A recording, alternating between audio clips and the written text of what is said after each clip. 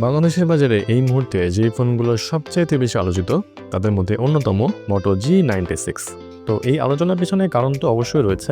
আসলে এই 26,000 টাকার প্রাইস পয়েন্টে এই ফোনটিতে এমন বেশ কিছু ফিচার দেওয়া হয়েছে যেগুলো সত্যিই আকর্ষণীয়।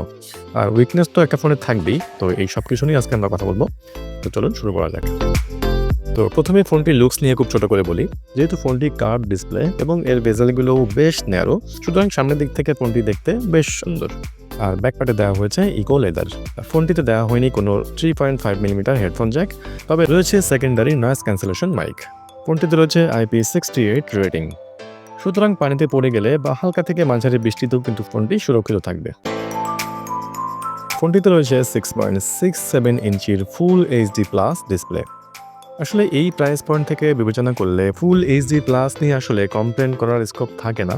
তবে এখানে বলতেই হচ্ছে, সাম্প্রতিক সময়ে কিন্তু আমরা বাজারে এরকম প্রাইস পয়েন্টেও 1.5K ডিসপ্লে দেখতে পেয়েছি। তো কম্পেয়ারে গেলে কিছুটা কমতি মনে হতে পারে, বাট ওভারঅল এই প্রাইস পয়েন্ট থেকে আসলে ঠিকই আছে। দেওয়া হচ্ছে 144 হার্টজ রিফ্রেশ রেট, যেটা নিয়ে আসলে কোনো কোশ্চেন নেই। আর ফোনটির পিক ব্রাইটনেস 1600 নিটস। তো এটা নিঃসন্দেহে একটু কমতি জায়গা, কারণ এর ফলে ডিরেক্ট সানলাইটে অর্থাৎ আউটডোরে কিন্তু ফোনটি ব্যবহার করতে কিছুটা সমস্যা হবে। আর আগেই বলেছি ফোনটির ডিসপ্লে কিছুটা কার্ভ, আর ডিসপ্লে সুরক্ষার জন্য দেওয়া হয়েছে কর্নিং গরিলা গ্লাস 5। তো ওভারঅল ডিসপ্লে সেকশন নিয়ে বলতে গেলে বলতে হবে যে এই প্রাইস পয়েন্ট থেকে এটা ওকে আছে। ফোনটির ব্যাক প্যানেলে রয়েছে দুইটি ক্যামেরা, যার একটি ওআইএস সহ 50 মেগাপিক্সেলের মেইন ক্যামেরা এবং অপরটি 8 মেগাপিক্সেল আলট্রা ওয়াইড ক্যামেরা। তো বুঝতেই পারছেন দুইটা ক্যামেরা এবং দুইটাই কিন্তু কাজের।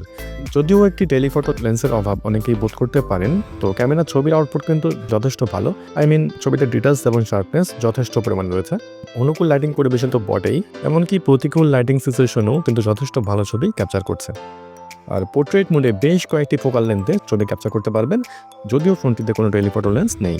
তো ওভারঅল এই ফোনের ক্যামেরা সেগমেন্টটি এই প্রাইস পয়েন্টে আনঅফিসিয়াল যে কোনো ফোনের সাথে কিন্তু কম্পিটিশন করতে পারবে। আর ফোনটির ফ্রন্ট ক্যামেরা হিসেবে দেওয়া হয়েছে 32 মেগাপিক্সেল সেলফি ক্যামেরা। তো যারা সেলফি তুলতে পছন্দ করেন তাদেরকে লক্ষ্য করে এটা করা হয়েছে বোঝা যাচ্ছে। তো সেলফি লাভার যারা আছেন তারা কিন্তু এই ফোনটিকে মাথায় রাখতে পারেন। আর এই ফোনটির ক্যামেরার ক্ষেত্রে যেটা বিশেষ উল্লেখযোগ্য সেটা হচ্ছে যে বোথ সাইডেই 4K 30fps এ ভিডিও রেকর্ডিং করা যায়। তো ব্লগার যারা আছেন তাদের জন্য কিন্তু এই বিষয়টি বেশ ইউজফুল হতে পারে। ফোনটি চলবে Android 15 দিয়ে এবং একটি মেজর আপডেট পাওয়া যাবে, যদিও পাওয়া যাবে 3 বছরের সিকিউরিটি আপডেট। আর প্রসেসর হিসেবে দেওয়া হয়েছে স্ন্যাপড্রাগন 7S Gen 2। তো 30,000 টাকার প্রাইস পয়েন্টের বেশ কিছু ফোনেই কিন্তু এই প্রসেসরটি ব্যবহার করা হয়েছে। দৈনন্দিন সাধারণ ব্যবহার সহ টুকটাক এডিটিং বা গেমিং এসবই কিন্তু এই প্রসেসরটি বেশ স্বাচ্ছন্দ্যে সামলাতে পারবে। আর ফোনটিতে রয়েছে UFS 2.2 স্টোরেজ টেকনোলজি। তো এই জায়গাটা নিঃসন্দেহে ফোনটির একটি ঘাটতি জায়গা, এখানে আরও বেটারমেন্টের স্কোপ ছিল।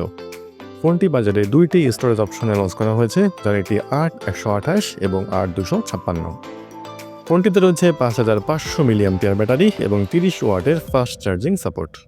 তো 5500 মিলিঅ্যাম্পিয়ার ইটস ওকে, বাট 30 ওয়াটের ফাস্ট চার্জিং অবশ্যই এই প্রাইস পয়েন্ট থেকে একটি কমতি জায়গা। তো এক্ষেত্রে অবশ্যই চার্জ করতে কিছুটা সময় লাগবে, তবে একবার ফুল চার্জ করে ফেললে মোটামুটি 1 থেকে 1.5 দিন কিন্তু ব্যাকআপ পাওয়া যাবে। ফোনটিতে রয়েছে ডুয়েল স্টেরিও স্পিকার, যা যথেষ্ট ক্লিয়ার এবং লাউড সাইন প্রোভাইড করছে। তো বন্ধুরা, ওভারঅল বুঝতে পারছেন ফোনটি কিন্তু মোটামুটি একটি ব্যালেন্স ফোন, যদিও এতে ঘাটতির বেশ কিছু জায়গা রয়েছে যেগুলো নিয়ে কিন্তু ইতিমধ্যে আমি কথা বলেছি। তো বাংলাদেশের বাজারে এই ফোনটির 8/128 এই ভ্যারিয়েন্টের দাম রাখা হচ্ছে 26,500 টাকা। তো বন্ধুরা, এই ছিল আজকের ভিডিওতে। ধন্যবাদ সবাইকে। ভিডিও ভালো লাগলে এবং নিত্য নতুন মোবাইল সহ গেজেট ভিডিও পেতে লাইক, শেয়ার এবং চ্যানেলটি সাবস্ক্রাইব করে আমাদেরকে আরও উৎসাহ যোগাতে পারেন। ধন্যবাদ সবাইকে।